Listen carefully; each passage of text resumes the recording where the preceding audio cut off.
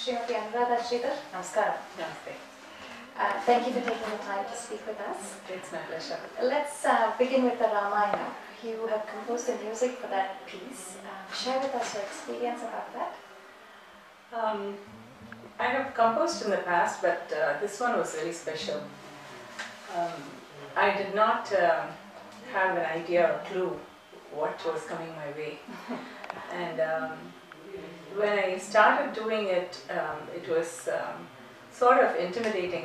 I'm thinking like all these Sanskrit verses, how am I going to understand, split the words, understand the meaning, and also set it to the right emotions that the words convey. But in the process, Natana was very extremely resourceful and helpful.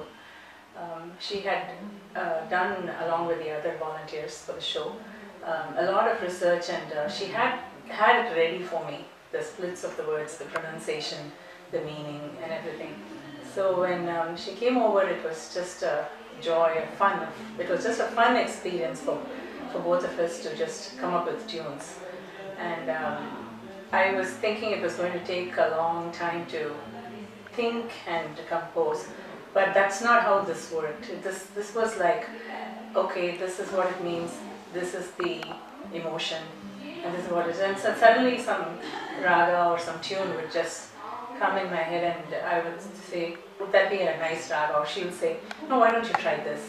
And then we were trying a few things, and pretty soon everything was set in place. It didn't take so much time as I was thinking it was going to take. So the whole experience is very, very memorable and pleasurable to do this.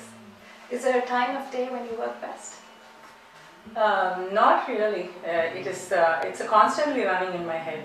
So when you start thinking about something, for me, I have found I am better in just coming up with something really quickly, and then it sets. If I'm really thinking very, very hard about it, it doesn't really come right away. So I have to just give it some rest and then approach it freshly again after at a different point in time, and then it comes better. Given that this is a dance production, did you meet with the dancers before composing the music, or how did that work? There were phone conversations with them. There was an idea of what was required, how many lines, everything had to be repeated, what was to be stressed more. And then the composition was done, and then there were exchanges between us and the dancers, and we understood their expectations better and went back and reviewed a few things, revised a few things. So it was done with everybody's involvement in it. And can you share with us your thoughts on this ancient language and the many ancient scripts that have been incorporated into this program? It is. I didn't have too much exposure to the language, but for the past 2 years, my father, who's 77 years old, suddenly took up doing MA Sanskrit, and he's so involved in it, and he's doing so well. He's been telling me that I need to learn the language, and then this opportunity came, and so it is. I think it's a blessing of my guru and my mother, who's my guru, and my father, that I even had this opportunity to do this. And each one of the pieces I now understand and appreciate how ancient the language is and how great the language is.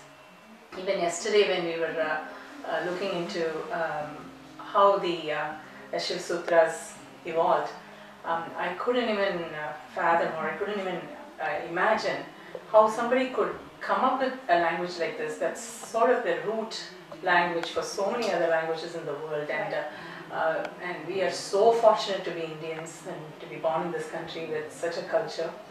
And for me to have an opportunity to learn these and also set them to tune and have an opportunity to rehearse this over and over again is a blessing.